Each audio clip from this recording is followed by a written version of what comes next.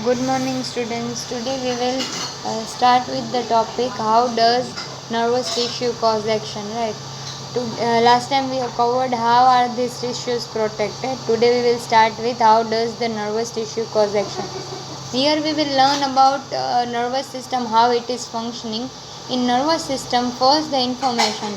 See how it collects the information. Then this information is sent to around the body. Then it processes the information. First of all, it will integrate the information. Then it will process the information.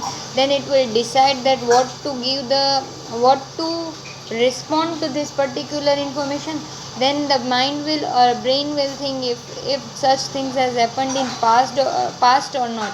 If it has happened in past, then how did the brain replied or responds to this particular situation at that time.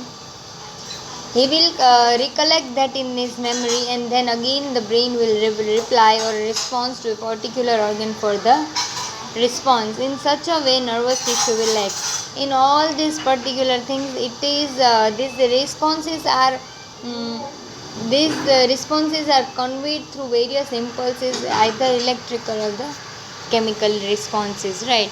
All these things occur in a cellular level. How the particular movement occurs, it occurs through the nervous movement and the muscular movement of the body. All these things occurs at the cellular level. A particular cell is changed in size and shape, which causes the movement of the organ or a body. If we talk about human beings, in human beings the responses are transferred from here and there through the muscles. In muscles there are special proteins which change both the shape and the size of the organs, arrangement and responses of the electrical impulse. Clear? Now we will learn all these things. We were talking about all these things in humans, right? Now we will talk all these things in the plants. If we talk about plants, how the plant is being controlled and coordinated. If we talk about the plant, you might be knowing the touch me not plant or mimosa plant. In mimosa plant, the movement occurs, it will droop or it will fold up as you touch the plant. How does this response occurs? Firstly, the leaves of the sensitive plant move very quickly in response to touch. There is no growth involvement in this movement. If you will touch the touch me not plant or mimosa plant, there would be movement, it will close. But during this movement, there is no growth occur. There are two types of growth, that is uh, one two types of movement. One is growth dependent, and other one is non growth dependent. If we talk about the movement of mimosa, it is non growth dependent. There is no growth in this, still the movement occurs. But if we talk about the growth of a seedling out of the soil, then it is a growth dependent movement. See, there are two different type of movement. One dependent on growth, and other one is independent of growth.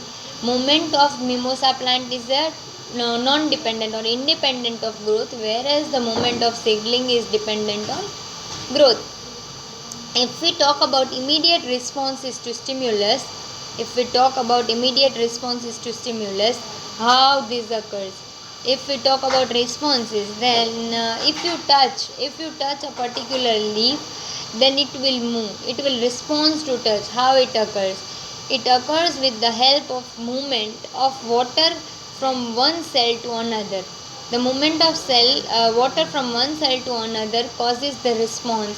If we think about where exactly the plant is touched, what part of the plant actually moves, it is apparent the movement happens at the point different from point of touch. Many a times you will see that you will touch the plant in some other organ, but the movement you will see in another organ. How it occurs? It is a electrical chemical means to convey the information from cell to cell. But like animals, there is no specialized tissues in the plant for the conduction of information. There is neither nervous tissue nor the muscle tissue is present in plants. Still we can see the movement in the plant. How this occurs? This is because the movement of water from one cell to another causing the movement in plant. This either results in the swelling or shrinking, therefore changes in the shape of the plant. This is very easy topic. Now we will talk about movement due to growth. how you will see a movement in particular part of the plant due to growth. If we talk about tendrils, if you will grow some plants like pea plant climb up the plants and fences by the means of tendrils. These tendrils are sensitive to touch. When they will come in contact with any of the fences or a plant, they will come in contact with them, and any support, the part of the tendril will contact within the object and does not grow as rapidly as part of tendril away from the object. The part of tendril in contact with object does not, it will not grow, but the tendril will circle around the object and cling it up more commonly. See, it will when comes in contact with any of the support, the tendril will contact it and it will grow with the support of that plant, right? The another movement you will see is, because this growth is directional, it appears that plant is moving. Let us understand the movement. See, now another thing is the tropism. You might have learned what is tropism. It is a response to the various stimuli.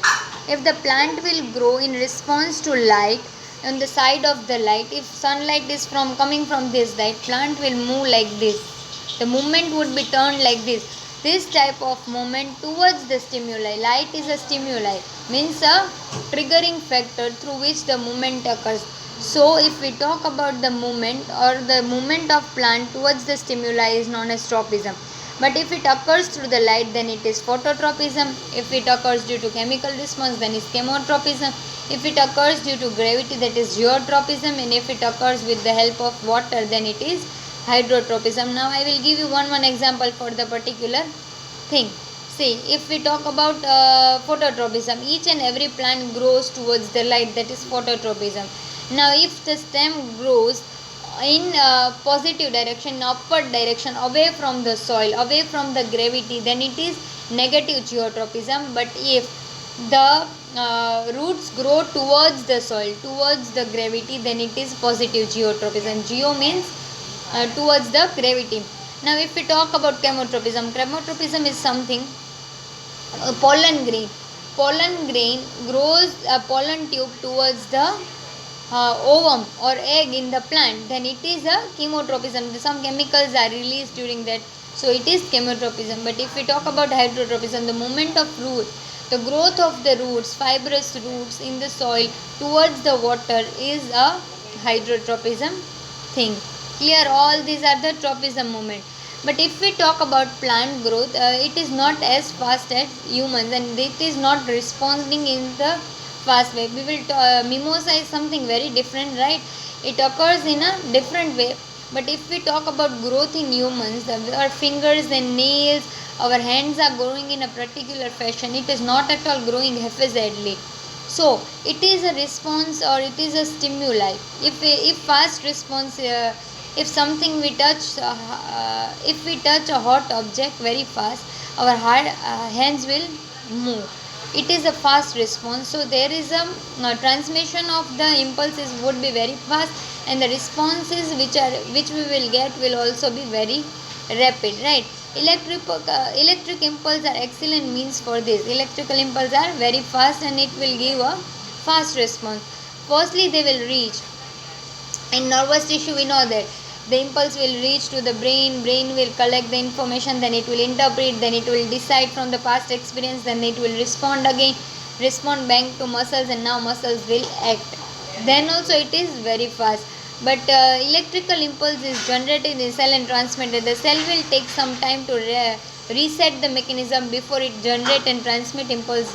In other words, cell cannot continually create and transmit electrical impulse. In these, it is thus no wonder that most multicellular organisms use another means of communication between cells, namely chemical coordination. We have already learned about responses, electrical responses. Now we will learn the chemical response. What are chemical responses? Chemical responses are known as hormones. Hormones are released in the body, in our cells. Now it is released haphazardly in the blood. Now blood will carry the hormones, and the organs which will take the response of these hormones, which will get connected to these hormones. It is like lock and key, right? It is lock and key response. If there is locked, it has a particular key. Only that particular key will act for it. Hormone will act in the same way. Only the organs which needs the hormone, they will take the hormone and they will respond to it. Right. Your book, the specific lines are written for it. We will read that. Instead of generating an electric impulse, stimulated cells release a chemical compound. This compound will diffuse all around the original cell. If other cell around have the means to detect this compound using special molecules on their surface, they will then they would be able to recognize information and even transmit it. This will be slower, of course, but it potentially reach all the cells of the body. The hormonal response is very slow, but it will reach the whole body wherever it is needed. Regardless of nervous system, it can be done steadily and persistently. This compound or hormone used by multicellular organism for control and coordination shows a great deal of diversity as we would expect. Different plant hormone. There are different plant hormone. If it there are auxin, gibberellin, cytokinin are some of the example. If we talk about auxin, when growing plant detect light, growing plant will detect light. The hormone called auxin synthesized at the shoot tip, it will be synthesized at the shoot tip, help the cells to grow longer. Now the cells at the shoot tip will grow longer when light is coming from one side of the plant. Auxin, light is coming from the one side of the plant, the auxin will diffuse towards the shady side of the shoot, and this concentration of auxin stimulates the cells to grow longer uh, on the side of the shoot which is away from the light. Thus the plant appears to be bending towards the light. When the plant is growing, the auxin will deposited on the opposite side of plant, on the opposite side of light. The plant will bend like this towards the light. So auxin is responsible for the phototropism. Another example is gibberellin. Like auxin helps in growth of the stem. Cytokinin promotes the cell division, and it is natural then that they are present in greater concentration in areas of the rapid cell division. Cytokinin is present in the areas where is large amount of cell division is occurring or rapid division is occurring, such as fruits and seeds. These are the example of plant hormones that help in growth. But plant also needs signals to stop growing. Absence of abscisic acid is a hormone which is inhibiting hormone or retarding hormone which helps in the wilting of the leaves. Okay, today I will stop here, right? We have covered today we have covered till the movement of plants, movement due to growth. Just go through this and okay, just go through this and write the definition of phototropism, geotropism and all that. No other homework today. Okay, thank you.